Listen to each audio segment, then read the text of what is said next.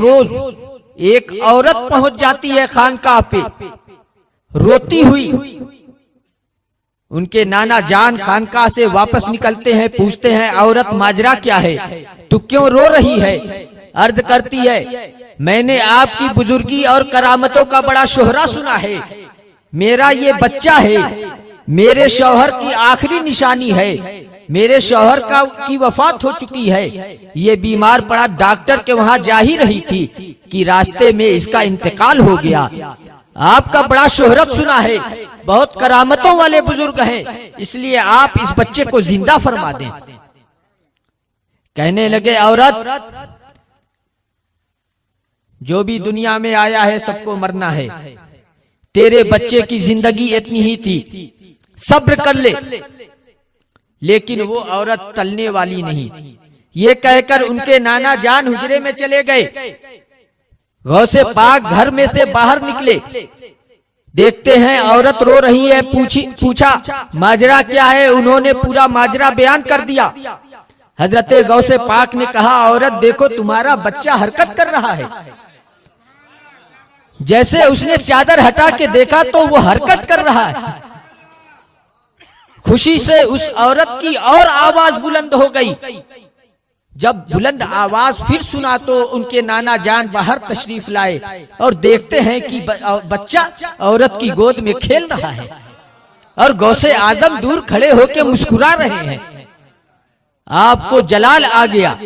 कहते अब्दुल कादिर तुमने अल्लाह की तकदीर से में ये क्या कर दिया? और घर में जाके एक छड़ी निकाल के लाते हैं कि इस तरह से अब तुम हरकत मत करना। जब गौसे पाक ने ये देखा कि नाना जान जलाल में है, आप वहां से भागते हैं। भागते भागते जो है एक कब्रिस्तान के पास पहुंचते हैं। पीछे पीछे नाना जान पहुंचते हैं। आप जैसे कब्रिस्तान में पहुंचते हैं कहते हैं ऐ कब्रिस्तान के दफीनों, ऐ कब्रिस्तान के मुर्दों भागो, नाना जान जलाल में आ रहे हैं। देखते ही देखते कब्रिस्तान से 300 मुर्दे अपनी अपनी कब्रों से उठे और सब एक तरफ भागने लगे। जैसे ही ये माजरा आपके नाना जान ने देखा है वहीं पे आप खड़े हो गए और गौसे पाक उस किनारे खड़े होके मुस्कुरा रहे हैं। फरमाते हैं ऐ मेरे बच्चे तुम्हारे मकामों मर्तबे तक हम लोग नहीं पहुंच सकते। आपकी उम्र शरीफ क्या थी उस वक्त? छोटे से बच्चे थे। उस वक्त ये करामतों का सुदूर, अल्लाह अकबर, आप सरापा करामत थी। यही वजह है कि एक यहूदी ने कहा कि तुम्हारे रसूल सल्लल्लाहु अलैहि वसल्लम ने इरशाद फरमाया है कि मेरी उम्मत के उलमा बनी इसराइल के अंबिया की तरह है। मुझे ये बात समझ में नहीं आ रही है क्योंकि बनी इसराइल के अंबिया तो वो हैं जो मुर्दों को जिला दिया करते थे। आप में कौन है जो मुर्दे को जिला दे?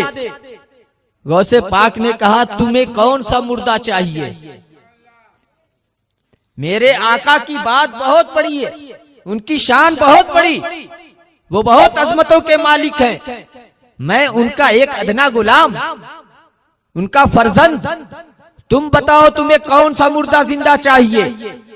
एक पुरानी कब्रिस्तान में जो सबसे पुरानी कब्र थी उसकी तरफ उसने इशारा किया, मुझे ये वाला मुर्दा जिंदा चाहिए।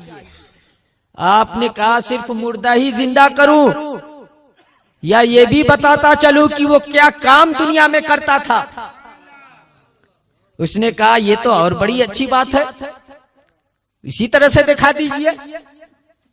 आपने कहा ए कब्र के मुर्दे, दुनिया में जो काम तू करता था उसके साथ बाहर आ।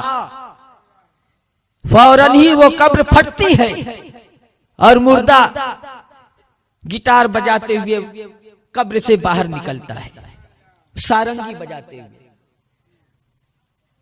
जब ये सूरत देखी है उस यहूदी ने तो उसके कबीले के 300 लोग आपके दस्तहक परस्त पे तौबा कर लिया और इस्लाम को कबूल किया।